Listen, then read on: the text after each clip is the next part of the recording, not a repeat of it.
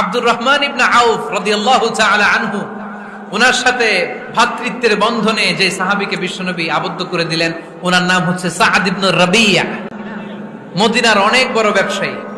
বিশ্বনবী বললেন, ও আব্দুর রহমান ইবনে আউফ, সম্পদ ছেড়ে দিয়ে, পরিবার ছেড়ে দিয়ে, স্থাবর অস্থাবর সব ছেড়ে দিয়ে আল্লাহ রাসূলের ভালোবাসায় মক্কা থেকে মদিনায় এসেছো।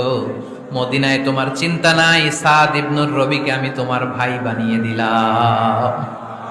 সাদ ইবনে রবি বলল, আব্দুর রহমান, জীবনে তোমারে কোনোদিন দেখি নাই, তোমারে আমি চিনি না, তোমার নাম শুনি নাই, কিন্তু বিশ্বনবী তো তোমার দায়িত্ব আমাকে দিয়েছে। আমার চেয়ে বড় ধনী এই মদিনার মধ্যে দ্বিতীয় কেউ নাই। আজ থেকে তুমি আমার ভাই। আল্লাহ আমাকে যত সম্পত্তি দান করেছে তার অর্ধেক সম্পত্তি আমি তোমার নামে দিয়ে দিলাম।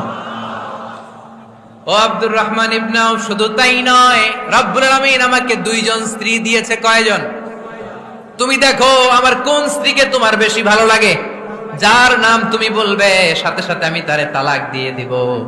তার ইদ্দত পালন শেষে তুমি তাকে বিয়ে করে তোমার সাথে নিয়ে যাবা। সুবহানাল্লাহ পড়েন।